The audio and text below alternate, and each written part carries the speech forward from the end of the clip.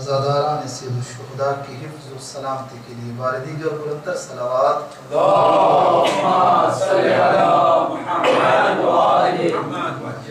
امام عصر عجل اللہ تعالی فرجہ الشریف کے ظہور میں تاجیل امام علیہ السلام کا ظہور ہم سب کے لیے عافیت قرار پائے. بار دیگر بلندتر صلوات اللہم صلی علی محمد و آل محمد.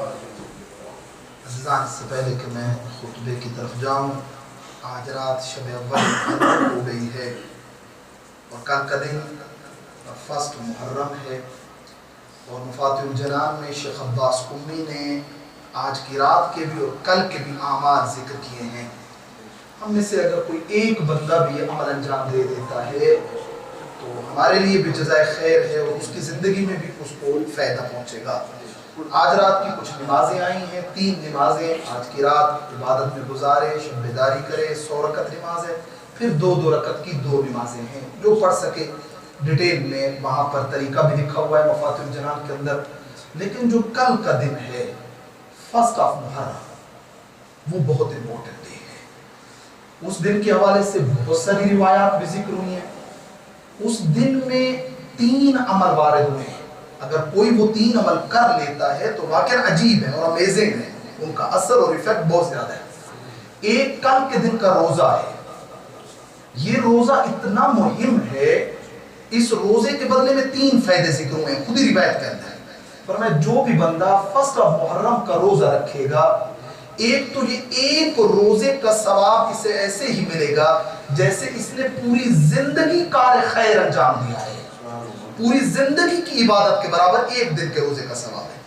دوسرا، یہ بندہ پورا وہ سال یعنی فرسٹ محرم سے لے کر نیکسٹ ایئر فرسٹ محرم تک خدا اس کو بلیات، مصیبتوں اور تکلیفوں سے اپنی امان میں رکھے گا. اور اگر یہ بندہ بٹوین دا ایئر، سال کے وسط میں اگر فوت ہو جاتا ہے، خداوند متعال اس پہ بہشت کو واجب قرار دے دیتا ہے. یہ بندہ بہشت میں جائے گا. اور پھر اس کے بعد فرمایا کہ یہ روزہ ہے، روزے کی 2 رکعت نماز ہے. آپ فجر کی نماز کے بعد پڑھیں، آپ ظہر و عصر کے بعد پڑھیں. نارمل نماز ہے فجر کی نماز کی طرح، الحمد سورہ الحمد سورہ. یہ نماز پڑھنے کے بعد ایک دعا آئی ہے. امام رضا علیہ السلام فرماتے ہیں اس دعا کو 3 ٹائم پڑھو. شورٹ سی دعا ہے، مفاتیح کے اندر موجود ہے. فرمایا یہ وہ دن ہے جس بندے کے پورے سال حاجتیں قبول نہیں ہوئی ہیں، دعائیں مستجاب نہیں ہوئی ہیں، روزہ رکھ کے 2 رکعت نماز پڑھ کے یہ دعا مانگ کے جو دعا مانگے گا خداوند تعالی اسے قبول فرمائے گا اور وہ مستجاب ہوگی. پینڈنگ میں پڑے ہوتے ہیں لوگوں کے بہت سارے کام، مشکلیں ہیں.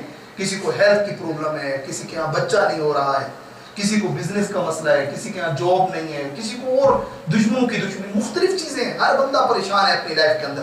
کل کا دن ایک بہت بڑی اپرچونٹی ہے، غنیمت ہے کل کا دن. اگر مومنین کل کے دن میں کوشش کریں اپنے آپ کو گناہوں سے بھی محفوظ رکھیں ہم سب لوگ اور کار خیر میں گزاریں گے تو واقعی کل کا دن بہت بڑا دن ہے. استجابت دعا میں جو امام نے ایگزامپل دی ہے وہاں پر اور مثال دی ہے وہ جناب زکریا نبی کی دی ہے کہ جو 90+ ایئر ہو چکے ہیں اور ان کی بیوی بھی اسی طریقے سے بانجھ ہو چکی ہے اور بچہ نہیں ہو سکتا ہے وہاں کیا. وہاں امام رضا فرما رہے ہیں کہ اللہ سبحانہ وتعالیٰ نے حضرت زکریا کو کہا کہ زکریا آج کے دن روزہ رکھ اور افطار کے وقت مجھ سے دعا مانگ، میں تمہیں یحییٰ عطا کروں گا. اور خداوند متعال نے حضرت یحییٰ کی صورت میں آج کے دن ان کو بیٹا عطا کیا کہ پھر جو بہت زیادہ امام حسین کے ساتھ ان کی شباہتیں جو ہیں وہ ملتی ہیں. اور کسی کے یہاں بچہ نہیں ہے، یہ کل کے دن کا روزہ بہت بڑا ہے. اپنے دوستوں کو بھی بتائیں، بہت بڑا عمل ہے. کل کے دن وہ روزہ رکھ کے 2 رکعت نماز پڑھے. وہ دعا جو مفاتیح وہ نہیں پڑھ سکتے دعا، کوئی بات نہیں، اپنی زبان میں جو دعا آتی ہے وہ مانگیں. اللہ سنتا ہے، اللہ جانتا ہے، دلوں کے رازوں کو جانتا ہے. دعا مانگیں گے انشاءاللہ. کل کا دن بہت مہم دن ہے. لیکن وہ مومن جو روزہ رکھ سکیں، بیمار ہیں، ضعیف ہیں، کوئی اور مسئلہ نہیں رکھ سکتے تو کوئی بات نہیں، لیکن کوشش کریں کہ 2 رکعت نماز بھی پڑھیے گا، ساتھ میں دعا بھی کیجیے گا. انشاءاللہ ہم بھی آپ کے لیے دعا کریں گے. آپ بھی دعا کرتا ہوں اللہ رب العزت کل ہمیں اس دن کی عبادت کی بھی ساتھ میں توفیق عطا فرمائے. انشاءاللہ کل کی توفیق کے لیے، استجابت دعا کے لیے بلندتر صلوات.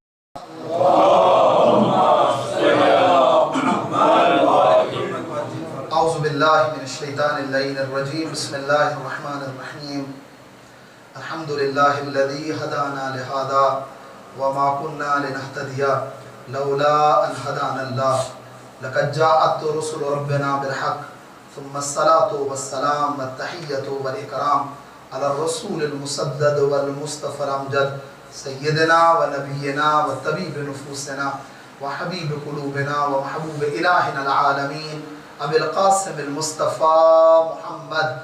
اللهم صل على محمد وعلى أهل بيته الطيبين الطاهرين المعصومين المنتخبين المنتجبين الذين أذهب الله عنهم الرجس وطهرهم تطهيرا. اللهم صل على محمد وآل محمد ولعنة الله على أعدائهم أجمعين من الآن إلى قيام يوم الدين. أما بعد فقد قال الله تبارك وتعالى في كتابه المجيد وفرقانه الحميد وقوله الحق وهو أصدق القائلين. بسم الله الرحمن الرحيم. وجعلناهم أئمة يهدون بأمرنا وأوحينا إليهم فعل الخيرات وإقام الصلاة وإيتاء الزكاة وكانوا لنا عابدين. صدق الله العلي العظيم. بلند الصلوات. اللهم صل على محمد وآل محمد. زان محترم عزاداران سید الشہداء، دعا کر رہا ہوں اس مجلس اور اس فرش عزا کے توسط سے خداوند متعال آپ کی اس عزاداری کو قبول فرمائے. خدایا بحق امام حسین، بحق چہاردہ معصومین، تمام عزاداران، تمام مومنین و مومنات کی دعاؤں کو مستجاب فرما، ان کی حاجات شریعہ کو پورا فرما. خدایا ان کے مال و رزق میں برکت و وسعت عطا فرما، انہیں سہل و آسان رزق عطا فرما. خدایا بحق امام حسین ہم سب کو زیارت امام حسین نصیب فرما.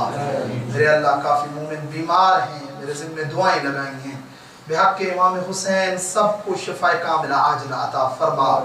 خدایا ہمارے والدین، ہمارے مرحومین کے گناہ معاف فرما، ہمارے مرحومین کی مغفرت فرما، ان کی قبروں کو منور فرما، انہیں امام علیہ السلام کی شفاعت نصیب فرما. خدایا بحق چہاردہ معصومین تمام مراکز، تمام سینٹرز جہاں کہیں ذکر امام اور اہل بیت اور عشرہ ہو رہا ہے، مومنین کو وہاں پہ حفاظت عطا فرما. خدایا بحق چہاردہ معصومین ہمارے امام کے ظہور میں تاجیل فرما، امام علیہ السلام کے عوان و انصار میں شمار فرما. ربنا تقبل منا انک انت السمیع العلیم برحمتک یا ارحم الراحمین. بار دیگر بلندتر صلوات. اللہم صل علی محمد. ظالم محترم مومنین گرامی قدر، کل کی گفتگو آپ کی خدمت میں اہمیت اور فوائد عزاداری کے عنوان سے بیان کی تھی. عزاداری کتنی مہم ہے، عزاداری کے کتنے فوائد ہیں، یہ مجالس ہماری زندگی میں کیا کردار اور کیا رول ادا کرتی ہیں، اور ان مجالس نے ہمیں کیا کیا دیا ہے، اور ان مجالس سے ہمیں کیا کیا ملا ہے. آج کی گفتگو امام حسین علیہ السلام کے قیام کے عنوان سے، کہ جو پھر اس قیام کو سمجھنا، اس قیام اور وہ حرکت اور وہ موومنٹ کہ جو امام علیہ السلام نے مدینہ سے سٹارٹ کی تھی، عزیزان خود اس کو سمجھنا، اس پہ عمل کرنا، اس کی طرف دقت کرنا انسان کو راہ ہدایت کی طرف لے کے جاتا ہے، اور انسان کی ہدایت کی گارنٹی ہے. علماء، مراجعین، فقہا یہاں پر فرماتے ہیں کہ بلا شک و ریب امام حسین کا قیام، امام حسین کی حرکت، امام حسین کی یہ موومنٹ اور یہ قیام بلا شک عزت و ذلت کے درمیان تھا. امام علیہ السلام کا یہ قیام حق و باطل کے درمیان تھا، کرامت اور رضالت کے درمیان تھا، ہدایت اور ضلالت و گمراہی کے درمیان تھا. امام لوگوں کو حق کی طرف دعوت دے رہے تھے اور ولی سو لوگوں کو باطل کی طرف بلا رہا تھا. امام لوگوں کو عزت کی طرف دعوت دے رہے تھے اور عزت کی زندگی کی طرف بلا رہے تھے، اور پھر وہیں پہ ولی سو اور شیطان لوگوں کو ذلت کی طرف دعوت دے رہا تھا. امام لوگوں کو ہدایت کی طرف بلا رہے تھے اور امام سو لوگوں کو رضالت اور گمراہی کی طرف دعوت دے رہا تھا. عزیزان امام حسین امام حق ہیں، وہ ذات حق ہے اور وہ وارث حق ہے. اور کیوں نہ ہو، امام حسین علیہ السلام اس باپ کے بیٹے ہیں کہ جس باپ کو رسول گرامی اسلام نے حق کا معیار قرار دیا ہے، اور فرمایا تھا رسول خدا نے علی مع الحق والحق مع علی، علی حق کے ساتھ ہے اور حق علی کے ساتھ ہے۔ علی اس طرف نہیں جاتا جس طرف حق، جدھر جدھر علی جاتے ہیں حق علی کے پیچھے آتا ہے۔ اگر کسی نے حق کو تلاش کرنا ہو تو اس کو علی ابن ابی طالب کی طرف آنا پڑے گا، علی ابن ابی طالب کی طرف جانا پڑے گا۔ عزیزان، میں نے عرض کیا امام حسین امام عزت ہیں، امام نے دنیا کو عزت کی زندگی کا درس دیا ہے، امام نے دنیا کو فخر کی زندگی کا درس دیا ہے، امام نے دنیا کو خدمت میں کرامت کا درس دیا ہے، اور یہی چیزیں روایات کے اندر ہمیں ملتی ہیں۔ ابی بن کعب سے جو روایت ہے، اس روایت کے اندر امام حسین کی 8 کوالٹیز کو بیان کیا گیا ہے۔ آج میرے جوانوں کو پتا ہونا چاہیے کہ میں کس امام کی مجلس میں بیٹھا ہوں۔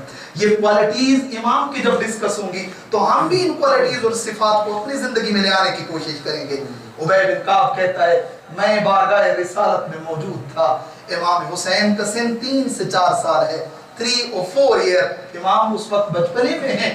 کہا میں نے دیکھا امام رسول خدا کی طرف آنے لگے، اصحاب کی محفل ہے، رسول خدا موجود ہیں، کہ ایک مرتبہ اللہ کے رسول کی نگاہ پڑی امام حسین پہ، دیکھتے ہی اللہ کے رسول نے یہ جملہ ارشاد فرمایا، اور یہ وہ روایت ہے جس کو سنی شیعہ بکس نے اپنے اندر درج کیا ہے۔ نگاہ پڑی امام حسین پہ، نبی مکرم اسلام اور وحی کی دھلی ہوئی زبان پہ یہ جملے آئے، مرحباً بک یا زین السماوات والارض، ویلکم، خوش آمدید اے زمین اور آسمانوں کی زینت حسین۔ یہ جملے سننے تھے کہ ابی بن کعب کہتا ہے فقال له ابی کہتا ہے میں نے رسول خدا کی خدمت میں عرض کیا فکیف یکون یا رسول اللہ، فکیف یکون یا رسول اللہ زین السماوات والارض احد غیرک، یہ کیسے ممکن ہے کہ آپ کے علاوہ کوئی زمین اور آسمان کی زینت بن جائے، آپ کے علاوہ کوئی زمین اور آسمانوں کی زینت بنے۔ وہاں پر جب رسول خدا نے یہ جملے سنے ہیں، وہاں پر ارشاد فرمایا اے ابی بن کعب والذی بعثنی بالحق نبیا، یہاں رسول کو ضرورت نہیں ہے قسم اٹھانے کی، ایک اپنی رسالت کی قسم اٹھا رہے ہیں اور ایک اس ذات کی قسم اٹھائی جا رہی ہے، اور کہا جا رہا ہے اے ابی بن کعب مجھے اس رب کی قسم جس نے مجھے حق کے ساتھ نبی بنا کے بھیجا ہے، ان حسین ابن علی اکبر، حسین ابن علی عظیم ہے، زمین کی نسبت اہل آسمان پہ اس کا مقام بلند ہے۔ اور پھر فرمایا اے ابی ابن کعب میں نے حسین ابن علی کے مقام کو عرش کے داہنی طرف لکھا ہوا دیکھا ہے کہ عرش کے داہنی طرف مکتوب ہے ان الحسین مصباح الہدی والسفینۃ النجاۃ، کہ میرا حسین ہدایت کا چراغ بھی ہے اور کشتی نجات بھی ہے۔ یہ 2 کوالٹیاں بیان کی تھی ابی ابن کعب کو۔ فرمایا کہ تو کہہ رہے کہ حسین زمینوں کی زینت ہے، فرمایا نہیں، ان حسین ابن علی، حسین ابن علی فی السماء اکبر منہ فی الارض، وہ زمین کی نسبت اہل آسمان کے نزدیک بڑا ہے۔ گویا رسول خدا یہاں کہہ رہے تھے، میں روک کے ایک جملہ کہتا چلوں، زمین پہ بھلے انسان جیسا بھی ہو، اصلی ویلیو انسان کی وہ ہے کہ وہ آسمان پہ اللہ کے نزدیک بلند ہو جائے۔ انسان کی عظمت اس چیز میں کہ خدا کے نزدیک اس کا کیا مقام ہے، اللہ کے نزدیک اس کی کیا ویلیو۔ بڑے بڑے لوگ آتے ہیں دنیا کے اندر گمنام زندگی گزار دیتے ہیں، کسی کو کچھ پتہ نہیں ہوتا، لیکن بارگاہ پروردگار میں ان کا بڑا مقام ہوتا ہے۔ خدا کے رسول کہہ رہے کہ تم زمین کی بات کر رہے ہو، اصل ویلیو اور اصل معیار تو انسان کا، وہ میل ہو یا فیمیل ہو، مرد ہو یا عورت ہو، وہ خدا کے نزدیک اس کے مقام کی بات ہے۔ اور اس کے بعد پھر اللہ کے رسول نے یہ 2 کوالٹیاں کہ میرا حسین چراغ ہدایت ہے، جو بھی امام کے قریب ہوگا اس کو ہدایت ملے گی۔ لائٹ کا کیا کام ہوتا ہے؟ لائٹ دوسرے کو نورانی کر دیتی ہے۔ لائٹ کا کیا کام ہوتا ہے؟ لائٹ راستہ اور ڈارکنس کو دور کر کے انسان کو رائٹ پاتھ دکھا دیتی ہے۔ لائٹ کا کیا کام ہوتا ہے؟ لائٹ انسان کو گرنے نہیں دیتی ہے۔ لائٹ کا کیا کام ہوتا ہے؟ لائٹ انسان کو نورانی کر دیتی ہے۔ گویا رسول خدا کہہ رہے تھے اگر چاہتے ہو دنیا میں کبھی گمراہ نہ ہو تو در حسین پہ آ جاؤ، اگر چاہتے ہو دنیا میں تمہیں کوئی مشکل نہ آئے تو چراغ ہدایت حسین میں آ جاؤ۔ اور پھر فرمایا فقط حسین چراغ ہدایت نہیں ہے، تمہیں ہدایت فقط در حسین سے ملے گی۔ اور یہ کلام ہے نبیوں کے سلطان کا، میرا حسین چراغ ہدایت بھی ہے اور کشتی نجات بھی ہے۔ جب کسی نے امام سے پوچھا تھا کہ مولا کیا آپ کشتی نجات نہیں ہے؟ وہاں پر امام صادق نے فرمایا تھا نحن کلنا سفن النجات، ہم 14 کے 14 نجات کی کشتیاں ہیں، ولیکن سفینۃ الحسین هو اوسع واسرع، حسین کا سفینہ وسیع بھی ہے اور جلدی منزل تک پہنچانے والا بھی ہے۔ آپ آئیں دیکھیں حور کی کیا حالت ہے، 12 گھنٹوں میں حور سفینہ حسین پہ سوار ہوا ہے اور بہت جلدی اپنی منزل کو پا لیا ہے۔ در حسین پہ آنے کی دیر ہے عزیزان محترم، پھر وہاں پر ہدایت میں کمی نہیں آتی ہے، ہدایت بہت جلدی مل جاتی ہے۔ کتنے ہی لوگ ہیں کہ جنہوں نے امام حسین سے ہدایت پائی ہے، کتنے ہی لوگ ہیں جنہوں نے سفینہ حسین کے ذریعے بارگاہ پروردگار تک بہت جلدی پہنچے۔ اس کے بعد اللہ کے رسول نے فرمایا وَهُوَ إِمَامُ عِزٍ، وہ ہدایت کا چراغ بھی ہے، وہ کشتی نجات بھی ہے، وَإِمَامُ عِزٍ، اور وہ عزت کا امام ہے، اور وہ عزت کا امام ہے۔ اور اس کے بعد فرمایا وَهُوَ إِمَامُ عِلْمٍ، اور وہ امام علم ہے، وَإِمَامُ فَخْرٍ، اور وہ فخر اور پراؤڈ اور افتخار کا امام ہے۔ گویا اگر تمہیں عزت کی زندگی چاہیے تو تمہیں در حسین پہ آنا پڑے گا، اگر تمہیں علم چاہیے تو تمہیں در حسین پہ آنا پڑے گا، اگر تمہیں فخر و افتخار چاہیے تو تمہیں در حسین پہ آنا پڑے گا۔ وَهُوَ إِمَامُ حَقٍ، اگر تمہیں حق چاہیے تو بھی در حسین پہ آنا پڑے گا۔ یہ کوالٹیز تھی عزیزان محترم جنہیں رسول خدا نے بیان۔ ہم میں سے کون ہے جو نہیں چاہتا کہ اسے ہدایت نہ ملے؟ ہم میں سے کون ہے جو نہیں چاہتا اسے نجات نہ ملے؟ ہم میں سے کون ہے جو نہیں چاہتا وہ دنیا میں عزت کی زندگی گزارے؟ عزیزان دنیا میں عزت کا دروازہ فقط در اہل بیت کا دروازہ ہے۔ اگر آپ چاہتے ہو کہ پردے میں بیٹھی خواتین آپ کے کیریکٹر اور کردار کی تعریف کریں، پھر آؤ کردار اور کریکٹر امام حسین کی طرف نگاہ کرو۔ حسین ابن علی کا کردار کیا ہے؟ کیونکہ امام حسین امام عزت ہیں، اور کیا نہیں دیا امام حسین؟ کیا یہ فقط 8 چیزیں جو ہماری زندگی میں جن کو روایت نے بیان؟ نہ عزیزان محترم، میری پوری زندگی حسین ابن علی کی مرہون ہے، میری پوری زندگی امام حسین کی مرہون منت ہے۔ اس لیے آیت اللہ شیرازی بزرگ کے بارے میں ملتا ہے، وہ جب بھی مصلی عبادت پہ آتے تھے، جب بھی نماز پڑھنے کے لیے کھڑے ہوتے تھے، اس سے پہلے کہ تکبیرۃ الاحرام کہیں اور نماز کو شروع کریں، کربلا کی طرف رخ کرتے تھے اور رخ کر کے کہتے تھے السلام علیکہ یا ابا عبداللہ۔ یہ ان کی روٹین تھی، اور ان کے نمازیوں نے ان کو کہہ دیا تھا آپ فقیہ ہیں، آپ مرجع تقلید ہیں، آپ عام ہستی نہیں ہیں، اس کا کیا سورس ہے جو آپ بات کرتے ہیں؟ لوگ تو پھر بعد میں اس کو دین بنا لیں گے، آپ کیا کہتے ہیں؟ وہاں پر اس کی طرف دیکھ کے کہا تھا تو کہہ رہا ہے کیا سورس ہے؟ میری یہ نماز بھی تو مجھے حسین نے دی ہے، میں ہر نماز سے پہلے سلام کر کے اس کا شکریہ ادا کرتا ہوں کہ اگر شیرازی آج عبادت کر رہا ہے، مصلی عبادت پہ کھڑا ہے، حسین یہ تیری وجہ سے ہے۔ اگر میں روزہ رکھ رہا ہوں حسین یہ تیری وجہ سے ہے، اگر میں حج کر رہا ہوں حسین یہ تیری وجہ سے ہے۔ اگر تو نہ اٹھتا، اگر تو قیام نہ کرتا، اگر تو اپنی جان قربان نہ کرتا، نہ آج یہ مسجدیں ہوتی، نہ آج یہ اذانیں ہوتی، نہ آج یہ روزے ہوتے، نہ آج یہ عبادتیں ہوتی، نہ آج یہ احساس ہوتا، نہ آج یہ صلہ رحمی ہوتی۔ کیونکہ بنو امیہ تو پورا پلان کر چکے تھے، دین کو ختم کرنے کا پلان کر چکے تھے۔ جب سعد بن ابی وقاص ہے یا کوئی اور صحابی ہے، جب اس نے ایک دن دیکھا ہے امیر شام کو اور وہاں پر کہا تھا کہ میں دیکھ رہا ہوں 80,000 یعنی 80,000 ممبر پہ تو خاندان نبوت کے اگینسٹ جو ہے ان کی شان میں گستاخی کر رہا ہے، اس کے باوجود بھی میں دیکھ رہا ہوں تیرا چہرہ لٹکا ہوا ہے اور تو ظلم پہ ظلم کیے جا رہا ہے۔ حکومت تجھے مل گئی ہے، پوسٹ تیرے پاس ہے، تخت تیرے پاس ہے، تاج تیرے پاس ہے، پھر کیا ہے تجھے؟ کیوں آل محمد پہ اتنا ظلم کر رہا ہے؟ کیوں شیعوں پہ اتنا ظلم کر رہا ہے؟ کیا وجہ ہے؟ کہا کہ تو نے ابھی اذان نہیں سنی؟ اس میں مؤذن کہہ رہا تھا اشہد ان محمد رسول اللہ، میں چاہتا ہوں کہ اس نام کو اذان سے نکال دوں۔ یعنی دیکھیں امام کا مقابلہ کن کے ساتھ ہے، کن لوگوں کے ساتھ امام کا، وہ جو بالکل دین کو ختم کرنے کے در پہ ہیں۔ وہاں پر یہ حالات ہو چکے تھے عزیزان محترم۔ کیوں امام علیہ السلام؟ اس لیے پورا دین جو ہے وہ امام حسین علیہ السلام کی طرف سے، اس لیے تو جو روایت کا جملہ ہے یا روایت نہ بھی ہو تو ایک جملہ جس کو کوٹ کیا جاتا ہے، فرماتے ہیں کہ الدین محمدی الحدوث و حسینی البقاء، یہ جو دین رسول خدا ہے، اس دین کی ابتدا اگر رسول خدا سے ہے تو اس دین کی بقا حسین ابن علی سے ہے۔ یہ حسین ابن علی سے عزیزان محترم، ایسا نہیں ہے۔ آپ آئیں دیکھیں ہر انسان کے اندر 2 چیزیں ہوتی ہیں جس سے انسان کو جو ہے وہ پہچانا اور دیکھا جاتا ہے۔ ایک حسب اور ایک نسب. نسب یعنی اس کے پیرنٹس کون سے، اس کا فادر کون ہے، اس کا باپ کون ہے، اس کی ماں کون ہے، اس کا دادا کون ہے، اس کا نانا کون ہے، ان چیزوں کو اس کو نسب کہا جاتا ہے. حسب یعنی خود اس کا اپنا کردار کیسا ہے، اس نے خود کیا کیا ہے.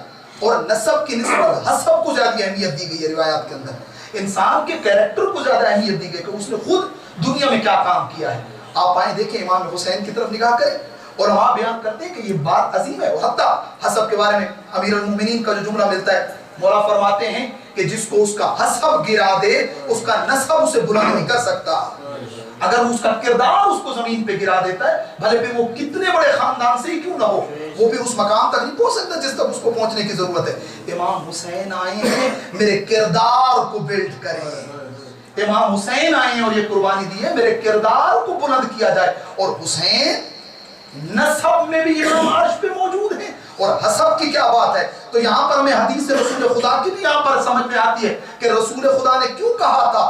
کیا فرمایا؟ الحسین منی وانا من الحسین.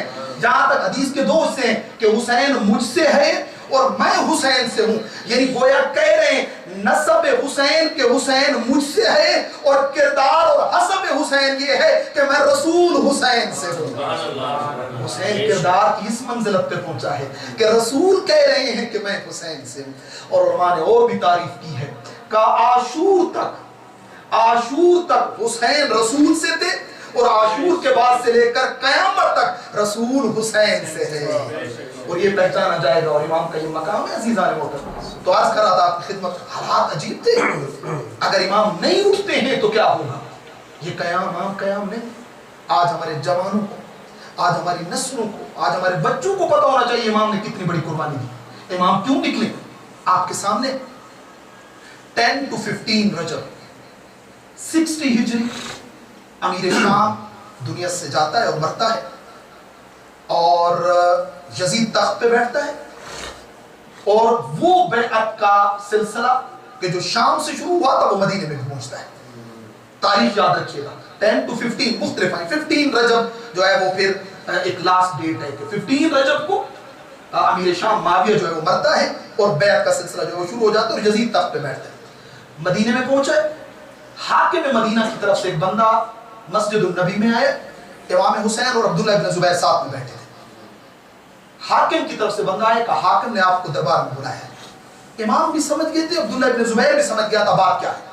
بات پہنچ چکی تھی کہ معاویہ مر چکا ہے اور یزید کی بیعت کی ڈیمانڈ کی جا رہی ہے. اسی رات یعنی شام کا ٹائم تقریباً ہو رہا تھا، اسی رات عبداللہ ابن زبیر نے مدینہ چھوڑا بغیر کسی کو بتائے. یہ مکہ چلا جاتا ہے لیکن امام موجود ہے وہاں پر. امام ایسے مدینہ نہیں چھوڑ سکتا ہے. امام عزت ہے، امام کرامت ہے، امام فخر ہے. امام دنیا کو بتا کے جائے گا بات کیا ہو رہی ہے اور میں کیوں جا رہا ہوں.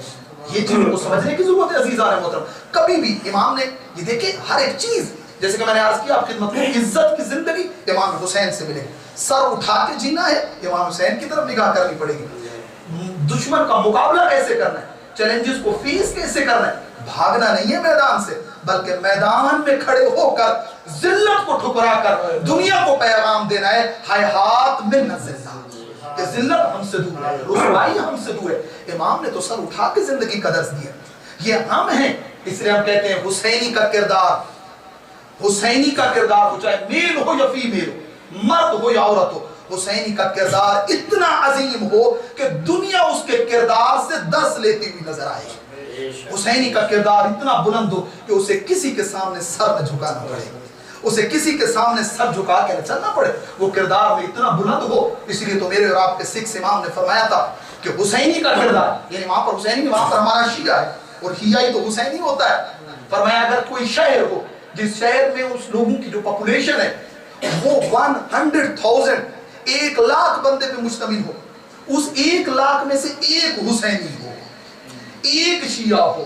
فرمایا جب کوئی مسافر آ کر ادھر پہنچے اور لوگوں سے پوچھے اس پوری سٹی یا ٹاؤن میں سب سے زیادہ نیک کون ہے، تو تمام انگلیاں اس حسینی کی طرف اٹھتی ہوئی نظر آئیں، ہمارے شیعہ کی طرف اٹھتی ہوئی نظر آئیں.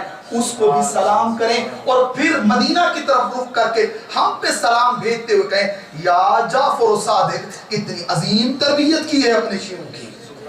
عزیزان محترم ان چیزوں کو سمجھنے کی ضرورت. تو میں نے عرض کیا آپ خدمت، نیکسٹ ڈے بنو ہاشم کے جوانوں کے ساتھ امام حسین علیہ السلام دربار جو ہے وہ حاکم مدینہ میں پہنچے.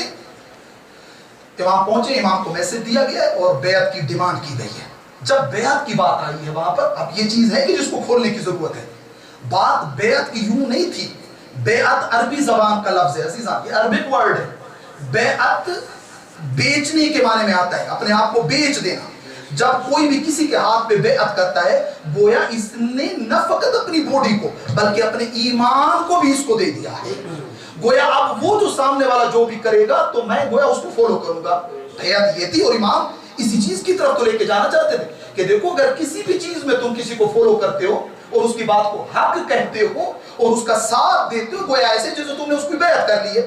اس چیز میں بڑے خیال کی ضرورت ہے کہ کہیں میں باطل کا ساتھ تو نہیں دے رہا, کہیں میں کسی رونگ بندے کے ساتھ تو نہیں کھڑا ہوں. ان چیزوں کو دیکھنے اور توجہ کی ضرورت. وہاں پر انہوں نے بیعت کی ڈیمانڈ کی. امام علیہ السلام نے وہاں دو باتیں کی ہیں, ہسٹوریکل جملے ہیں, آج ان کو سننے اور سمجھنے کی ضرورت. وہاں پر امام نے دو باتیں, امام نے پہلے اپنا تعارف کروایا ہے, پھر امام نے یزید کا تعارف کرایا ہے. امام نے فرمایا کہ اے حاکم مدینہ, تو کس سے کس کی بیعت کا سوال کر رہا ہے؟ تجھے پتا ہے تیرے سامنے کون کھڑا ہے؟ وہاں پر پھر میرے امام نے اپنا تعارف کرانا شروع کیا. فرمایا اے حاکم مدینہ, نحنو اہل بیت النبوہ, تجھے پتا ہے ہم کون ہیں؟ ہم اہل بیت کا گھرانہ ہیں. ومعدن الرسالہ, ہم معدن رسالہ ہیں. ومختلف الملائکہ, اور ہم وہ ہیں کہ جن گھروں پہ ملائکہ نازل ہوتے ہیں. جب اہل کوفہ بھی, امام کو مکہ سے کربلا کے راستے میں ایک کوفہ کا ڈیلیگیشن ملا ہے اور امام سے بات کرنے لگا ہے کہ مولا آپ بلا کر کیوں آپ نے یہ کیا وہ کیا, مولا آپ مان لیتے تو یہ سب کچھ نہ ہوتا. امام نے فرمایا کاش تو نے یہی سوال میرے پاس مجھ سے مدینہ میں کیا ہوتا تو میں مدینہ میں تجھے وہ جگہ بتاتا جہاں پہ جبرائیل ہمارے گھر میں اترتا تھا. میں تمہیں وہ جگہ بتاتا کہ جبرائیل کس کس جگہ پہ ہمارے پاس آئے اور کیا وحی لے کے نازل ہوئے. تو کیا بات کر رہا ہے؟ کیا ہم دین نہیں جانتے؟ کیا ہمیں پتہ نہیں ہے وہاں پر؟ اور پھر امام نے فرمایا وَنَحْنُ مَحَلُّ الرَّحْمَةِ, اور ہم رحمت کی جگہ ہیں. ہماری وجہ سے لوگوں پہ اللہ اپنی رحمتیں اور بلیسنگ کو نازل کرتا ہے. ہمارے وجود کی وجہ سے لوگوں کو خیر پہنچتی ہے. بنا فتح اللہ نے ہمارے ذریعے سے تو کائنات کا نظام شروع کیا ہے. وَبِنَا يَخْتِمْ, اور ہماری وجہ سے ہی دنیا کا خاتمہ کرے گا. ہم ہیں جن کی وجہ سے یہ سب کچھ ہے. اور تو کس کی بیعت کی بات کر رہا ہے؟ یاد رکھیے گا یہ چیزیں جو امام نے بیان کی. یہ امام نے اپنا تعارف کرایا. آج ہم جن کی مجلس میں بیٹھے ہیں یہ پراؤڈ فل مجلس ہے کہ ہم کس خاندان کے ذکر میں بیٹھے ہیں. ہم خاندان نبوت کے ذکر میں بیٹھے ہیں, ہم معدن الرسالہ کے ذکر میں بیٹھے ہیں, ہم مختلف الملائکہ کے ذکر میں بیٹھے ہیں, ہم محل الرحمہ کے ذکر میں بیٹھے ہیں, ہم ہستیوں کے ذکر میں بیٹھے ہیں کہ اللہ اگر کائنات کو بنانا شروع کرتا ہے تو ان کے ذریعے سے بناتا ہے اور ختم کرے گا تو ان کے وجود کے ذریعے سے ختم کرے گا. اور اسی لیے تو فرمایا آسمان پہ ہوائیں چلتی ہیں ہماری وجہ سے, بارشیں برستی ہیں ہماری وجہ سے, رزق ملتا ہے ہماری وجہ سے, اور حتیٰ روایات میں تو یہاں تک بھی ملتا ہے. فرمایا جناب سیدہ کونین کے جنازے میں جو 7 بندے شامل ہوئے تھے, اللہ رب العزت ان کے وجود کی وجہ سے رزق تقسیم کرتا ہے.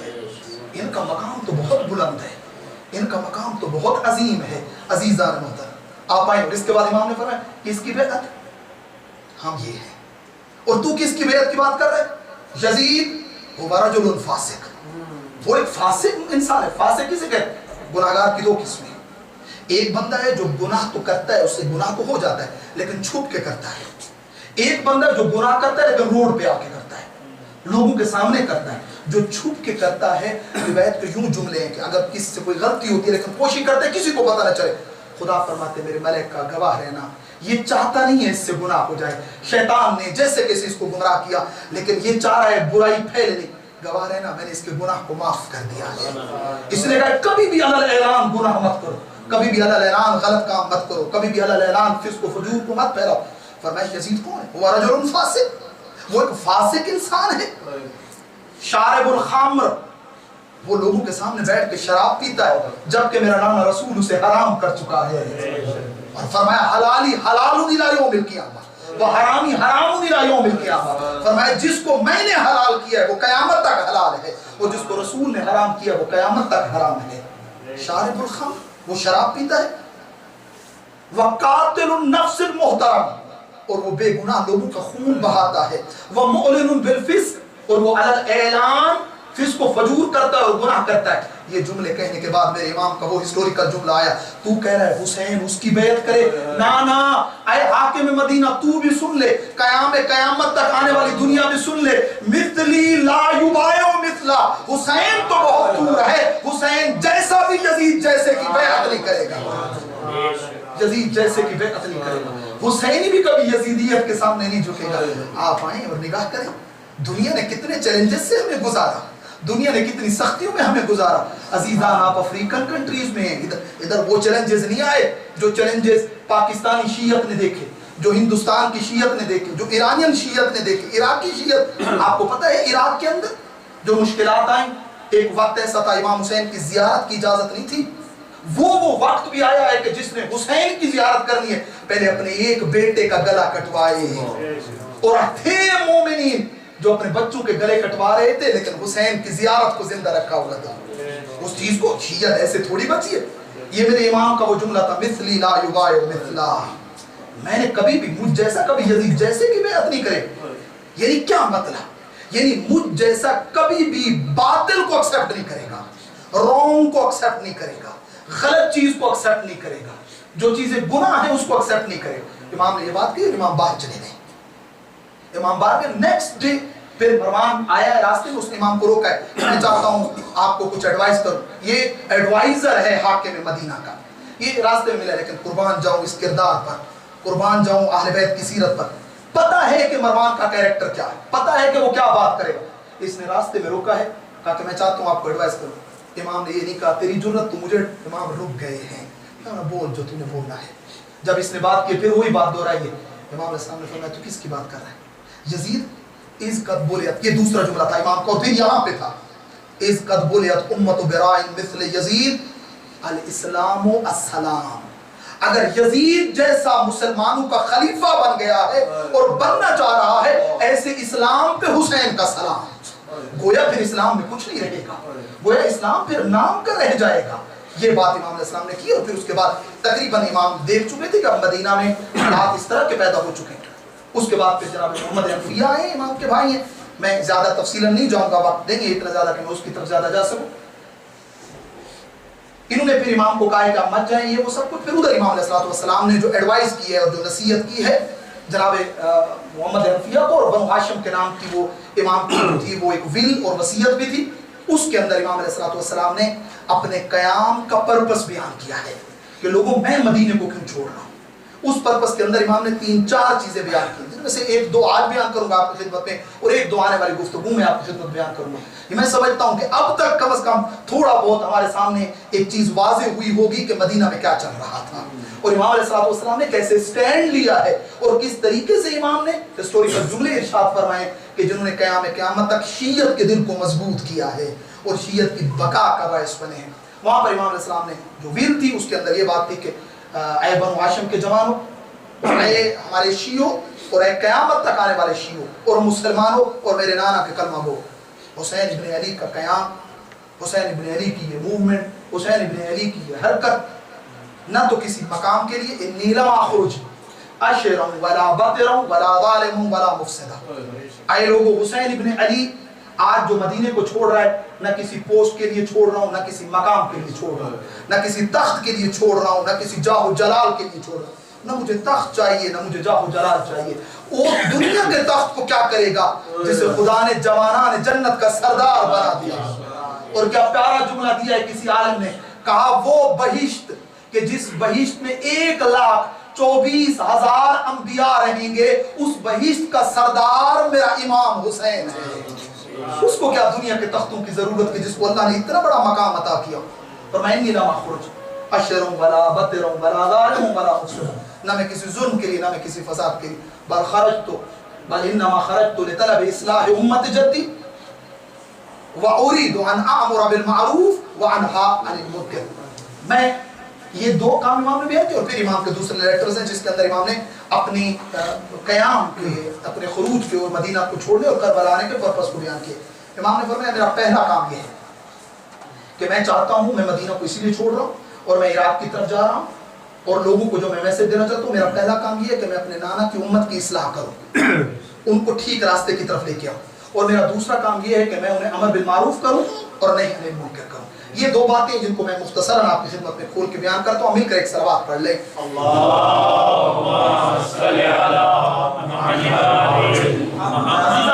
کسی بھی لفظ کی اگر ڈیفینیشن کو اور اس کے مطلب کو اور میننگز کو آپ نے اچھے طریقے سے سمجھنا ہو، جائیں اس کے اپوزٹ لفظ کو دیکھیں کہ اس کے اپوزٹ لفظ کون سا ہے، اس کے اپوزٹ چیز کون سی ہے، تو آپ کو وہ چیز بڑی کلیئر سمجھ میں آ جائے گی. جب قرآن کے اندر لفظ اصلاح یوز ہوتا ہے، اصلاح کے اپوزٹ جو لفظ ہے وہ فساد ہے. قرآن مجید نے 12 ٹائم لفظ اصلاح کو بیان کیا ہے. اصلاح یعنی ٹھیک کرنا، یعنی بگڑی ہوئی چیز کو دوبارہ ٹھیک کر دینا، یعنی بگڑے ہوئے اور بہکے ہوئے بندے کو اگر صحیح راستے پہ لے آتے تو اس کو اصلاح کہا جاتا ہے، اس کو ٹھیک کرنا. امام کیا کہہ رہے ہیں کہ میں چاہتا ہوں کہ اپنے جد رسول خدا کی امت کی اصلاح کرو، انہیں ٹھیک راستے کی طرف لے کر آؤ، ان کو خیر کی طرف لے کے آؤ. 12 ٹائم قرآن مجید میں لفظ اصلاح کا لفظ آیا ہے. وَلَا تُفْسِدُوا فِي الْأَرْضِ بَعْدَ إِصْلَاحِهَا، زمین میں اس کے ٹھیک ہو جانے کے بعد، کاموں کے درست ہو جانے کے بعد اس میں فساد پیدا مت کرو، نہیں تو خداوند متعال کی طرف تم جاؤ گے اور پھر خدا تمہیں دیکھے گا کہ تم نے ایسا کیوں کیا. عزیزان، اصلاح کیا ہے؟ اگر میں 2 لفظوں میں بیان کروں، اصلاح کبھی فردی ہوتی ہے، کبھی اجتماعی ہوتی ہے، کبھی انڈیویجولی ہوتی ہے، کبھی سوشل ہوتی ہے. ایک دفعہ میں خود دیکھتا ہوں کہ میرے اندر مختلف چیزوں میں پرابلمز آ گئی ہیں جو کہ ایک مسلمان میں، ایک مومن میں، ایک شیعہ کے اندر نہیں ہونی چاہیے. تو مجھے میری اپنی اصلاح کی ضرورت ہے. میں آؤں، بیٹھوں اور ایک ایک چیز کو ٹھیک کروں. ہم میں سے اسی لیے علماء بیان کرتے ہیں اصلاح یعنی آپ رات کو سونے سے پہلے، بستر پر جانے سے پہلے تھوڑی دیر کی تھنکنگ اور سوچیں کہ کون سی ایسی چیزیں جو آج مجھے نہیں کرنی چاہیے تھی اور میں نے کی ہیں، اور انسان ان کو کریکٹ کرے، اسی کو اصلاح کہا جاتا ہے. اور کبھی کبھی اصلاح اجتماعی ہوتی ہے، سوشل اصلاح ہوتی ہے. آپ دیکھتے ہیں لوگوں کے اندر مشکلات ہیں. آج اگر ہم اسی اصلاح کو آج کی لائف میں امپلیمنٹ کرتے ہیں تو عزیزان ہم کیسے کریں گے؟ آج میں اصلاح کی بھی ضرورت ہے. اگر آج ہم دیکھیں، سب سے پہلے اگر میں خود مشکل کا شکار ہوں، میں اپنے آپ کو ایسا نہیں تھا کہ 60 ہجری کے اندر امام حسین علیہ السلام کہہ رہے تھے کہ اب بھی کا انوائرمنٹ خراب ہو چکا ہے. مجھے انصاف سے بتائیں، اگر آج ہم نگاہ کریں تو کیا ہمارا انوائرمنٹ میں فساد نہیں ہے؟ ہماری زندگیوں میں فساد نہیں ہے؟ ہماری سوشل لائف میں نگلے نہیں ہے؟ بہت ساری ایسی چیزیں ہیں کہ جن کا اسلام کے ساتھ کوئی تعلق نہیں، قرآن کے ساتھ کوئی تعلق نہیں ہے، دین کے ساتھ کوئی تعلق نہیں. تو اگر ہم آج اپنی زندگی کی اصلاح کرتے ہیں اور اس سے فساد کو دور کرتے ہیں، گویا ہم نے بھی امام حسین کو لبیک یا حسین کہا ہے. یہ لفظ اصلاح یوں نہیں ہے کہ ہم اس کو ہسٹوریکل ورڈ لے کر اور آگے گزر جائیں. نہیں، اصلاح کی ضرورت ہے. میں آؤں دیکھوں کہ آیا میری زبان پہ اگر کنٹرول نہیں ہے اور میں بغیر کچھ سوچے سمجھے مومنین کی غیبت کر دیتا ہوں، ان کے عیوب کو بیان کر دیتا ہوں، ان کی جسے کہتے ہیں پرسنل لائف میں زیادہ گھستا ہوں اور جاتا ہوں، مجھے حق نہیں ہے اس چیز کا. یہاں پر مجھے اپنی اصلاح کی ضرورت ہے. خدا جانے اور وہ بندہ جانے. ہاں، جس چیز کی ضرورت ہے وہ یہ ہے کہ میں آؤں سوسائٹی کے اندر، معاشرے کے اندر، اگر میں کچھ اچھا رول پلے کر سکتا ہوں تو وہ کروں. 2 دوستوں کے درمیان مجھے پتہ چلا ہے دونوں کے درمیان آپس میں جدائی ہو چکی ہے، وہ سیپریٹ، میرا حق بنتا ہے میں 2 دوستوں کو آپس میں جوڑ دوں. ہسبینڈ اور وائف کے اندر میں دیکھ رہا ہوں میری اصلاح یہی ہے. آج کے دور میں اگر ہم چاہتے ہیں کہ امام حسین کی اس اصلاح کے لشکر میں شامل ہو جائیں، امام لشکر لے کے چلے ہیں کہ امت محمدی کی اصلاح کریں اور اس کو ٹھیک کریں. اگر میں بھی چاہتا ہوں لشکر حسینی میں شامل ہو جاؤں، اپنی بھی اصلاح کروں، اپنی سوسائٹی کے اندر جو پرابلمز ہیں ان کو بھی سولو کروں اور ان کی بھی اصلاح کروں.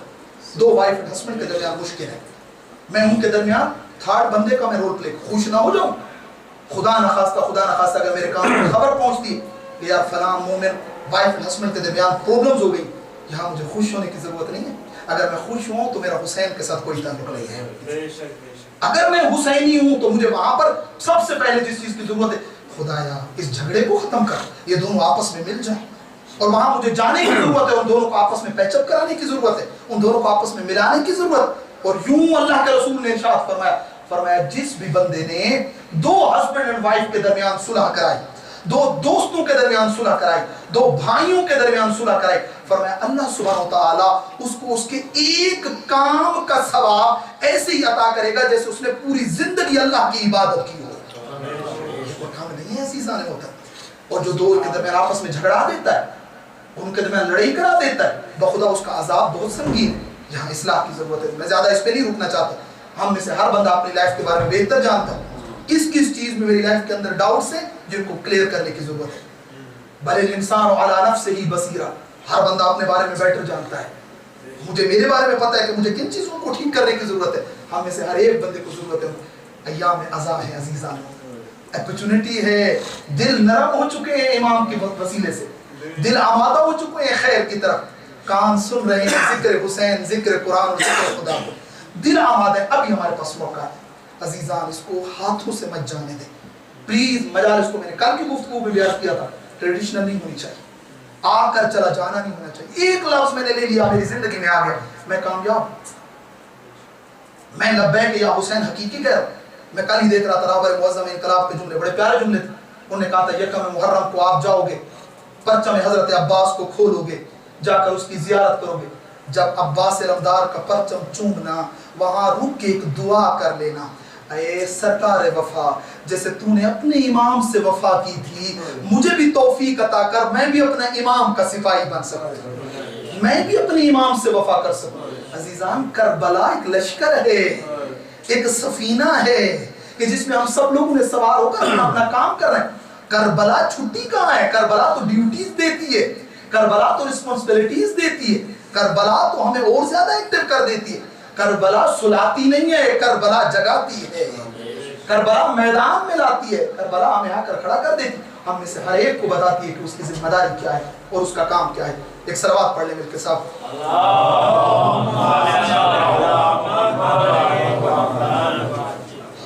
تو عرض کر رہا تھا آپ خدمت میں چند چیزیں, اور انشاءاللہ پھر کنٹینیو کریں گے اس مجلس کو آگے.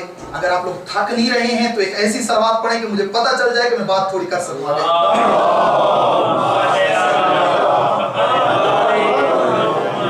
دوسرا جملہ میرے امام نے کیا کہا ہے؟ امام نے فرمایا میں نکل رہا ہوں لإصلاح امت جدی واريد ان امر بالمعروف وانهى عن المنکر, اور میں چاہتا ہوں امر بالمعروف کروں اور نہی عن المنکر کروں. عزیزان محترم, یہ دو چیزیں بڑی مہم ہو سکتی. کیا فقط 60 ہجری کے اندر یہ دو کام نہیں ہو رہے تھے؟ اس وقت امر بالمعروف اور نہی عن المنکر نہیں ہو رہا تھا, یا آج بھی ویسے ہی ہو رہا ہے؟ ضرورت ہے امام کے جملوں کو دیکھ کے گزرنا نہیں ہے, رکنا ہے اور پھر اس پہ غور کرنا ہے. اس دور میں بھی لوگ, اگر آپ تھوڑی دیر غور کریں, اس دور میں بھی لوگ نماز پڑھ رہے تھے, روزہ رکھ رہے تھے, حج پہ جا رہے تھے, لیکن حق کو حق اور باطل کو باطل کوئی نہیں کہہ رہا تھا. جھوٹ کو جھوٹ اور سچ کو سچ کوئی نہیں کہہ رہا تھا. عبداللہ ابن عمر جیسا بندہ موجود ہے, صحابی رسول ہے. ابو سعید خدری جیسا صحابی موجود ہے, افراد موجود ہیں, صحابہ رسول موجود ہیں. 58 ہجری کے وقت امام حسین علیہ السلام نے جو منا میں خطبہ دیا ہے, اس میں 800 صحابہ اور تابعین نے امام حسین کے خطبے کو اٹینڈ کیا ہے. 800 لوگ موجود ہیں, سارے کام ہو رہے ہیں, لیکن حق کو حق اور باطل کو باطل کوئی کہنے والا نہیں ہے. امر بالمعروف کرنے والا کوئی نہیں ہے, نہیں ہے ممکن.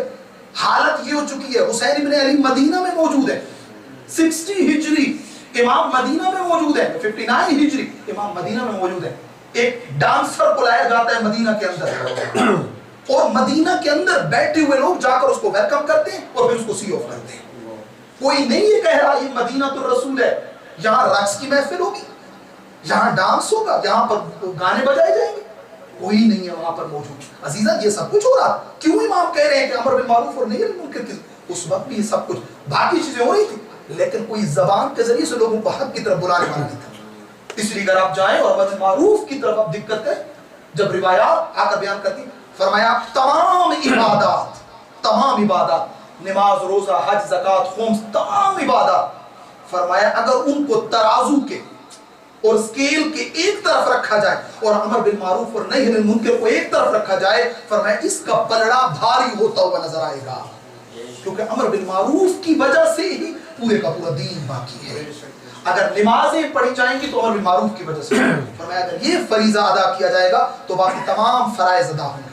اور اگر سوسائٹی کے اندر, میں سوسائٹی کو بعد میں, فیملی کے اندر, میری ذات کے اندر اگر امر بالمعروف ختم ہو جائے گا, پھر دین بھی ختم ہو جائے گا, اخلاق بھی ختم ہو جائے گا, صلہ رحمی بھی ختم ہو جائے گا, ہیومینٹی ختم ہو جائے گی, کائنڈنس ختم ہو جائے گی, لو ختم ہو جائے گی, وہ درد اور وہ فیلنگ ختم ہو جائے گی. یہ امر بالمعروف ہے جو زندہ رکھتا ہے. اور پھر امام علیہ السلام نے فرمایا, تمہیں پتہ ہے امر بالمعروف اور نہی عن المنکر کی واجبات میں کیا حیثیت اور امپورٹنس ہے؟ فرمایا امر بالمعروف کا مقام ایک سی کی طرح ہے اور باقی تمام واجبات ایک لابدین کی طرح ہے, ایک قطرہ اور ایک ڈراپ ہے امر بالمعروف کے سامنے. یہ اس کی امپورٹنس کو بیان کیا جا رہا تھا. عزیزان محترم آج ان چیزوں کی ضرورت ہے، آج امر بالمعروف اور نہی عن المنکر کی ضرورت ہے۔ آج میں آؤں بڑے آرام کے ساتھ اور محبت کے ساتھ امر بالمعروف کروں نہی عن المنکر، آج میرا حق بنتا ہے۔ اگر میں دیکھتا ہوں میری فیملی کا، میں نے جیسے عرض کیا آپ کی خدمت میں، ہسٹری اپنے آپ کو رپیٹ کرتی ہے۔ اگر آج ہم آئیں اور اپنی جو ہماری ایک نارمل لائف ہے جس میں ہم زندگی گزار رہے ہیں، آج ہم کس سٹیج پہ پہنچے؟ معاف کیجئے گا، سخت لفظ ہے شاید، اور ہو سکتا ہے دنوں کو بیدار بھی کرے۔ آج ہم اس حالت پہ پہنچ چکے ہیں، ایک باپ جرت نہیں کر رہا کہ اپنے بیٹے کو کہے بیٹا یہ رونگ ہے، یہ مت کرو، اپنی اولاد کو نہیں بول رہا۔ تو کیا آج ہم کہہ سکتے ہیں نا عزیزان آج ضرورت ہے اس چیز کی، یا وہ ناراض نہ ہو جائے یا جو مجھے چھوڑنا؟ کیا حسین ابن علی کو یہ چیز نظر نہیں آ رہی؟ امام کے پاس بھی بہترین آپشن موجود تھا، امام مدینہ میں بیٹھے رہے بس ختم۔ امام کو کہا تھا بولا آپ مدینہ بیٹھے اے فرزند رسول، اگر اور لوگوں کو 1000 درہم بیت المال سے دیا جا رہا ہے، آپ کو 10,000 کو 1 لاکھ دے دیں گے، آپ کو جتنا چاہیے آپ کو دیں گے، آپ بیٹھے بس فقط ایک کام کریں، مسجد میں جائیں اپنے نانا کی قبر کے ساتھ بیٹھ کے نماز پڑھیں اور کسی کو کچھ نہ بولیں۔ آپ نے کہا نہیں یہ مجھ سے نہیں ہو سکتا، اور یہی امام نے درس دیا کہ ہمارے شیعوں سے بھی ایسا نہیں ہو، جب وہ دیکھیں کچھ غلط، ہاں لیکن اس کے اپنے طریقے ہیں، اپنا طریقہ کار ہے۔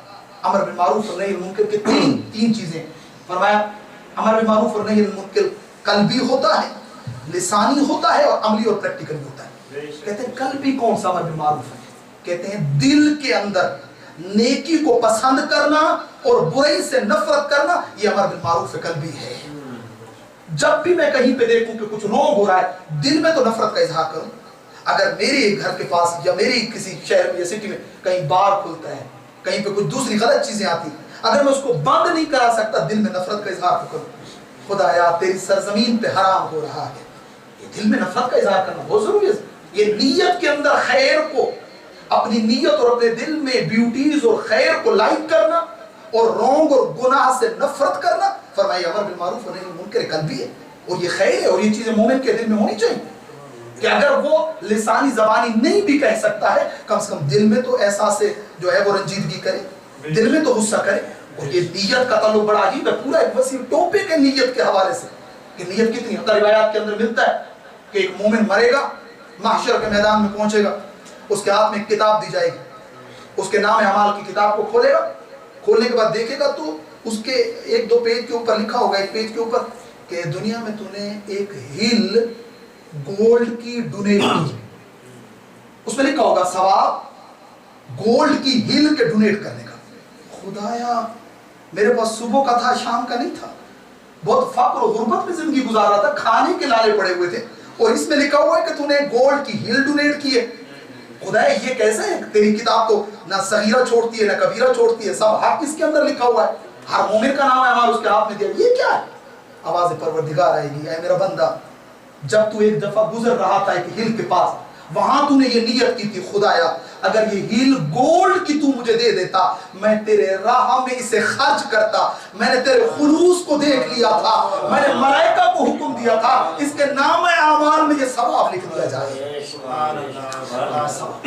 نیت کا اتنا اثر ہے عزیزان، میں نہیں بھی میں دل میں تو نیت کروں، آہا کر دینا۔ اسی لیے تو کہا ہے، میں نے کل بھی آپ کی خدمت میں عرض کی ہے حدیث جس کو امام نے فرمایا گولڈ کے واٹر پانی کے ساتھ لکھا جائے، فرمایا اگر آپ کے پاس کسی مظلوم کی کوئی خبر پہنچی کہ کسی پہ ظلم ہوا اور آپ نے دل میں درد کا اظہار کیا، پوری دنیا میں ہمارے شیعوں پہ ظلم ہوتا رہتا ہے، ابھی ریسنٹلی پارا چنار کے مومنین کے اوپر ظلم ہوا، شہید کر دیا گیا وہاں پر، ہم نے سنا دکھ کا اظہار کیا، اس لیے تو معصوم نے فرمایا کہ اگر ایسٹ میں ہمارے کسی شیعہ کو تھوڑی تکلیف پہنچے اور ویسٹ میں بیٹھا ہوا اس درد کو محسوس نہ کرے، وہ ہمارا شیعہ نہیں ہے۔ کہ ایسٹ والے کو دکھ پہنچے، ویسٹ والا اس دکھ کو فیل کرے تو سمجھو وہ حسینی ہے، وہ شیعہ ہے، ہمیں محسوس کرنے کی ضرورت ہے۔ انشاءاللہ گفتگو کو آگے بڑھائیں گے اور کل 2 اور چیزیں آپ کی خدمت میں عرض کریں گے انشاءاللہ، اور ان چیزوں کو سمجھنے کی ضرورت ہے عزیزان، ان چیزوں کو دیکھنے کی ضرورت ہے۔ اگر ہم نے امام حسین کے مقصد اور قیام کو نہ سمجھا اور ہم آئے اور چلے گئے، گویا ہم نے عاشورہ کا حق ادا نہیں کیا۔ آئیں سمجھیں، سفینہ امام حسین تیار ہو چکا ہے، چراغ ہدایت جل رہا ہے، یہ دریا بہ رہا ہے۔ ان 10 دنوں میں بھی اگر میں اپنے آپ کو حر نہیں بنا سکتا تو پھر میں کبھی بھی نہیں بنا سکتا۔ آئیں خدا سے مانگیں، توفیق حاصل ہے، ایک آنسو کے بدلے میں تو نجات حاصل ہو جاتی ہے، پھر انسان کوشش کرے اپنی لائف کو بلڈ کرے۔ عزیزان، یکم محرم ہو چکی ہے، ایام ازاں ہیں. پہلی محرم کا چاند نظر آ گیا ہے. یہ وہ چاند کہ جس کے بارے میں اہل بیت غمزدہ ہو جاتے تھے. اور آج کی رات روانگی امام حسین کے مسائل پڑے جاتے ہیں. عزیزان، پنجتن آل ابا کا آخری فرد ہے حسین. نانے کی امت نے آخری فرد کو بھی مدینے میں رہنے نہیں دیا. گویا امام حسین نے جو مدینے کو چھوڑنا شروع کیا ہے، آج مدینہ پنجتن سے خالی ہو رہا تھا. عزیزان، امام نے جب دیکھا ہے نا نانے کی امت مدینے میں نہیں رہنے دیتی، امام علیہ السلام نے اپنے سفر کی تیاری کرنا شروع کی ہے. عزیزان، وطن چھوڑنا اتنا آسان نہیں ہوتا. ہر کسی کے لیے وطن چھوڑنا مشکل ہے. علماء کہتے ہیں حسین کے لیے وطن چھوڑنا اور زیادہ مشکل تھا، کیونکہ حسین کا بچپن اس مدینے میں گزرا تھا. عزیزان، حسین کسے چھوڑ رہے تھے؟ آج حاجی جب مدینہ جاتا ہے، عزیزان، جب رسول کے روزے کو ودا کرنے لگتا ہے، حاجی بہت بے چین ہو جاتا ہے. حاجی کے لیے بہت سخت ہوتا ہے روزے رسول کو چھوڑنا. کیا امام حسین کے لیے آسان تھا؟ نہیں عزیزان، امام کے لیے بہت ہی سخت تھا. روزے رسول کو چھوڑنا مشکل تھا. ویسے وطن چھوڑنا بہت مشکل ہوتا ہے، لیکن یہ کاروان ہدایت وطن چھوڑ رہا تھا. کیوں چھوڑ رہا تھا؟ اسلام کی بقا کے لیے چھوڑ رہا تھا. ہاں عزیزان، اللہ کے رسول سے بھی وطن چھوڑا تھا. اللہ کے رسول نے بھی وطن چھوڑا تھا. وطن رسول خدا کا مکہ تھا. روایت میں ملتا ہے جب تک کعبہ نظر آ رہا تھا، رسول خدا پیچھے مڑ مڑ کے دیکھ رہے تھے. جبریل امین نازل ہوئے تھے اور آ کے کہا تھا، یا رسول اللہ، خدا کہہ رہا ہے میں تمہیں اسی مدینے میں فتح دوں گا، تجھے واپس لے کے آؤں گا اسی مکہ کے اندر، تجھے اسی کا مالک اور وارث بناؤں گا. لیکن میں قربان جاؤں، جو آج مدینہ چھوڑ رہا ہے وہ پھر کبھی واپس مدینہ نہ آئے گا. اجرکم عند اللہ. ہاں عزادارو، 2 اماموں نے مدینہ چھوڑا ہے اور 2 اماموں پہ اہل مدینہ نے گریہ کیا ہے. ایک امام حسین نے جب مدینہ چھوڑا، ہر طرف گریہ کی صدائیں بلند تھی، اور ایک میرے اور آپ کے 8ویں امام رضا نے جب چھوڑا ہے، مدینہ میں گریہ کی صدائیں بلند تھی. اور دونوں کی قبریں پردیس میں بنی ہیں، دونوں کی قبریں بے وطنی میں جا کے بنی ہیں. ہاں عزادارو، امام نے جب دیکھا ہے نا کوئی نہیں رہنے دیتا، امام آئے ہیں. روایت میں یوں ملتا ہے امام ان دنوں میں بہت زیادہ نانا رسول کی قبر پہ آ رہے تھے، ماں فاطمہ کی قبر پہ جا رہے تھے. آخری وداع علماء نے یوں لکھا ہے، امام آئے ہیں وہ دن جس دن امام نے مدینہ چھوڑنا تھا. امام آئے ہیں، نانا رسول کی قبر پہ امام کی نگاہ پڑی. عزادارو، آتے ہی امام نے پہلا کام یہ کیا ہے، فرمایا السلام علیکہ یا جدہ. نانا حسین کا آخری سلام. نانا حسین تجھے آخری مرتبہ ملنے آیا ہے. ہاں عزادارو، امام کے لیے بہت سخت تھا. علماء نے لکھا ہے امام نے چند رکعتیں نماز پڑھی ہے، پھر اس کے بعد امام سجدے میں گئے ہیں، امام نے دعائیں مانگی ہیں. اب جو سر سجدے سے اٹھایا، امام کا چہرہ آنسو سے بھرا ہوا تھا، امام کی آنکھوں سے آنسو ٹپک رہے تھے، اور امام کے دونوں ہاتھ آسمان کی طرف بلند تھے. تو جملے زبان پہ یہ تھے، اللہم ھذا قبر نبیک، اے خدایا یہ تیرے نبی کی قبر ہے، وَأَنَا ابن بنت نبیک، اور میں تیرے رسول کی بیٹی کا بیٹا ہوں. عزادارو، امام نے نانا کی قبر کو سینے سے لگایا، گریہ کیا، بہت زیادہ گریہ کیا. اسی حالت میں امام کی آنکھ لگی. اب جو آنکھ لگی، نانا کو خواب میں دیکھا. کیا عالم ہے، اللہ کے رسول ہیں، دائیں ملائکہ ہیں، بائیں ملائکہ ہیں. ایک مرتبہ امام نے نانے کو گلے لگایا، اللہ کے رسول نے حسین کی پیشانی کا بوسہ دیا، گلے کا بوسہ دیا، لبوں کا بوسہ دیا، عزاداروں بدن کا بوسہ دیا. علماء کہتے ہیں گویا رسول خدا تلواروں کے لگنے کی جگہ کو بوسہ دے رہے تھے. عزاداروں، ادھر بوسہ ختم ہوا. امام نے کہا نانا تیرا حسین تجھ سے خواہش کرتا ہے. نانا تجھے پتہ ہے تو نے حسین کو کبھی نہیں واپس پلٹایا، تو نے حسین کو کبھی خالی نہیں لوٹایا. ہاں نانا تیرا حسین تجھ سے یہ خواہش کرتا ہے. نانا تیرا حسین اس دنیا میں تنگ ہو گیا ہے. نانا تیری امت نے تیرے حسین کو بڑا ستایا ہے. مجھے کسی دوست نے جناب سیدہ کے حوالے سے بھی 2 جملے کہے ہیں کہ بی بی کے 2 جملے بھی ذکر مصیبت کے کہیے گا. گویا امام نے حتماً یہ کہا ہوگا، نانا سے ملاقات ہو رہی تھی نا، نانا تیری امت نے نہ فقط مجھے، نانا ماں فاطمہ کو بھی بڑا ستایا ہے، نانا ماں فاطمہ پہ بھی بڑے ظلم ڈھائے ہیں. آزادارو سنو گے کون سے ظلم؟ खुदा। उलमा ने यूं बयान किया है, फरमाया माज़ालत बाद अभी मुअस्सबतुर रास बाकियतुल ऐन मुनहदतुर रुकन। का रसूल की बेटी बाबा के बाद क्या हालत हो गई?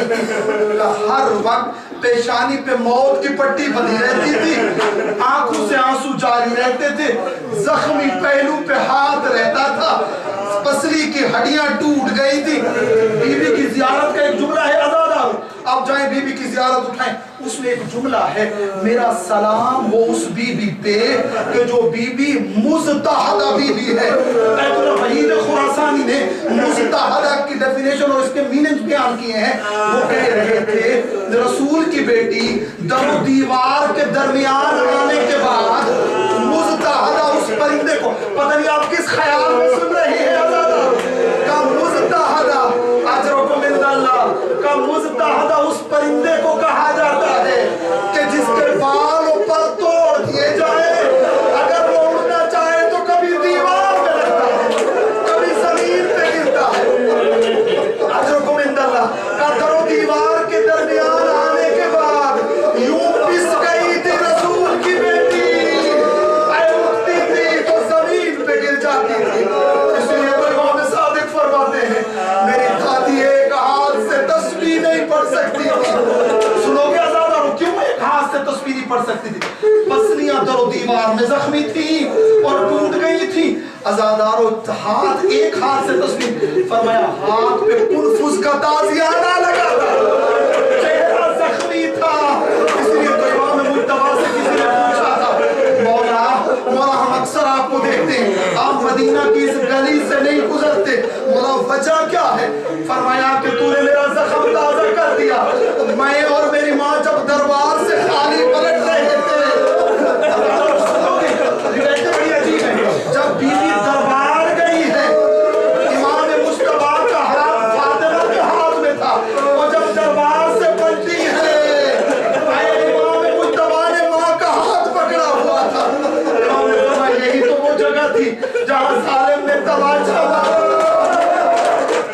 चादर तत्हीर खाकी हो गई थी। रसूल की में अजरकुम मिनल्लाह, नाना हुसैन की ख्वाहिश है, नाना हुसैन एक तमन्ना कर रहा है। हाँ हुसैन बोल, कौन सी तमन्ना? नाना मेरी एक ही तमन्ना है, नाना मेरी ख्वाहिश है अपनी कब्र में हुसैन को थोड़ी सी जगह दे दे, नाना मैं जालिम दुनिया में वापस नहीं जाना चाहता। ये जुमले सुनने थे कि रसूल खुदा ने कहा, हुसैन हुसैन अगर तू इधर सोना चाहता है, हुसैन करबला में तुझे शहीद होना है, करबला में तेरी कब्रें बननी है। हुसैन करबला से कूफा, कूफा से शाम, मेरी बेटियों ने हाथों में हथकड़ियां पहनी हैं, उन्हें कैदी बना के बाजारों और दरबारों में ले जाया जाएगा। उलमा इसको यूं बयान करते हैं अपने लफ्जों में, वो कह रहे थे कि गोया रसूल खुदा ये कहना चाह रहे थे, हुसैन हुसैन तू जो मेरे पास सोना चाहता है, हुसैन करबला में असगर के गले पे तीर लगता कौन देखेगा? हुसैन करबला में अकबर की लाश कौन उठाएगा? हुसैन अब्बास के बाजू कौन उठाएगा? हुसैन करबला में शहीदों के लाशें कौन उठाएगा? हाँ आजादारो, नाना की कब्र से विदा मुकम्मल हुआ। हाँ आजादारो, इमाम आए हैं माँ फातिमा की कब्र पर। जवान सवाल करते हैं, बीवी की कब्र तो मख्फी थी, इमाम ने भी रात को विदा किया है। आजादारो इमाम आए हैं, इमाम ने अपने आप को माँ की कब्र पे ऐसे गिराया है जैसे छोटा बच्चा अपने आप को माँ के दामन में गिराता है। आजादारो आप सब माँ वाले हैं ना। आजादारो औलाद का माँ के साथ बड़ा अजीब ताल्लुक होता है। जब भी बच्चों पे तकलीफ आ जाए, बेटा जितना बड़ा भी क्यों ना हो गया हो, थोड़ी देर जाकर माँ के दामन में सर रख लेता है, माँ सर पे हाथ फेरती है, औलाद का गम कम हो जाता है। आजादारो इमाम ने माँ की कब्र को गले लगाया हुआ था। अजरकुम मिनल्लाह, शर्मा के न रोइएगा, आज यकम मुहर्रम हो गई है आजादारो। हाँ आजादारो, इमाम ने माँ की कब्र के साथ अपने आप को लगाया हुआ था और जुमले ये थे, अस्सलामु अलैका या मज़लूम अलूम, अस्सलामु अलैका या गरीब अलूम, अस्सलामु अलैका या आदिशान अलूम। अरे अम्मा, अम्मा अपने मजलूम बेटे का आखिरी सलाम, अम्मा अपने غریب بیٹے کا آخری سلام، اماں اپنے پیاسے بیٹے کا آخری سلام۔ عزادارو آپ نے سنا ہوا ہے بی بی کو امام حسین سے بڑی محبت تھی، روایت میں ملتا ہے راتوں کو اٹھ کے حسین کو دیکھتی تھی، راتوں کو اٹھ کے، اور آخری وصیت میں بھی ملتا ہے یا علی میرا حسین رات کو اٹھ جاتا ہے، یا علی میرے حسین کو رات کو پیاس لگتی ہے، یا علی میرے بچے کا خیال کرنا۔ امام نے ودا کیا اور یہ جملے تھے، اماں تیرا حسین تیری قبر چھوڑ کے جا رہا ہے، اماں تیرا حسین مدینہ چھوڑ کے جا رہا ہے۔ امام اٹھے ہیں، بزرگ علماء یوں پڑھتے تھے، وہ کہتے تھے ادھر حسین اٹھے ہیں، ادھر قبر سے آواز آئی ہے حسین تو جو کہہ رہا ہے تو مدینہ چھوڑ کے جا رہا ہے، حسین بھلا فاطمہ مدینہ میں رہے گی، حسین آگے آگے تیرا قافلہ ہوگا، پیچھے پیچھے تیری دکھیا ماں ہوگی، حسین تو کربلا میں سو جائے گا، میں تیرے یتیموں کے ساتھ کوفہ بھی جاؤں گی، میں شام بھی جاؤں گی۔ ہاں عزادارو چھوڑ دیا سارا مسائل، امام نے ودا مکمل کیا، بھائی حسن کی قبر سے ودا مکمل کیا۔ امام آئے محلہ بنو ہاشم میں، بی بی ام سلمہ آگے آئی، محلہ بنو ہاشم کی دوسری خواتین آگے آئیں، امام سے خواہش ظاہر کی حسین ہم چاہتے ہیں 2 لینوں میں کھڑی ہو جائیں، آپ کا قافلہ درمیان سے گزر جائے گا، پتہ نہیں پھر نصیب ہو ملاقات ہو یا نہ ہو، اور ہم ودا کر لیں گے۔ عزادارو بیویوں نے، امام حسین کے حرم نے، زینب و کلثوم نے، قافلے نے بیویوں کے درمیان سے گزرنا شروع کیا ہے۔ عزادارو دونوں طرف لینوں میں بیویاں کھڑی ہوئی تھی۔ عزادارو ایک مرتبہ مدینہ میں کوہرام برپا ہوا، ہر طرف سے الوداع الوداع کی صدائیں بلند ہو رہی تھی۔ عزادارو گویا قافلہ نہ گزر رہا تھا، لگتا تھا جیسے رسول خدا کا جنازہ اٹھ رہا، عزادارو حسین مدینہ نہ چھوڑ رہا تھا، لگتا تھا جیسے علی مرتضیٰ کا جنازہ اٹھ رہا ہو۔ عزادارو بیویوں کی زبانوں پہ یہ جملے تھے، واہ محمدہ واہ علیہ واہ حمزہ۔ عزادارو ودا مکمل ہوا، ادھر اہل بیت نے باہر آنا شروع کیا۔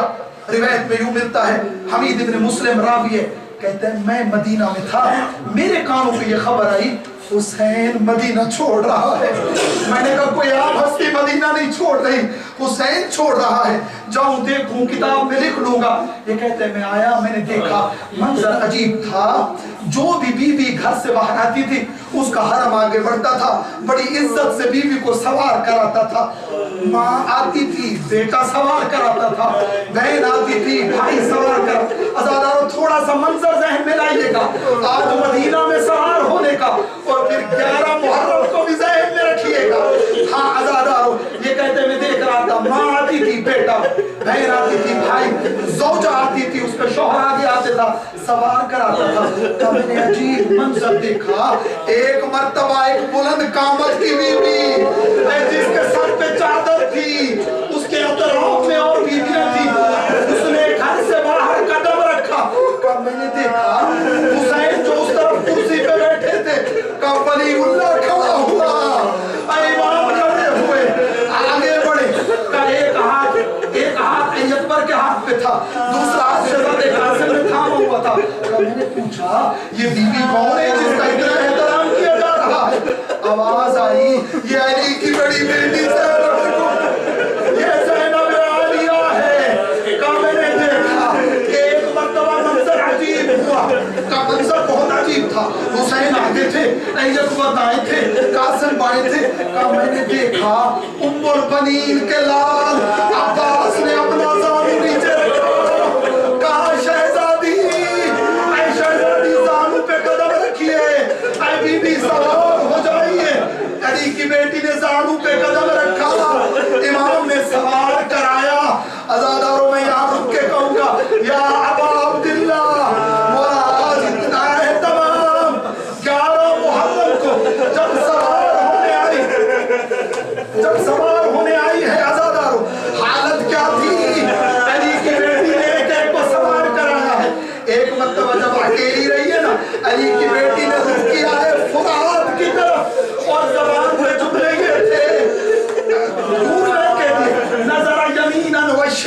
دیکھا، ایک مرتبہ دائیں دیکھا، پھر بائیں دیکھا، اور پھر قرآن کی طرف رک کر کے کہا کہاں گیا ہے میرے پردے کا وارث، کہاں گیا ہے میرا عباس؟ الا لعنت اللہ علی القوم الظالمین وسيعلم الذين ظلموا أي منقلب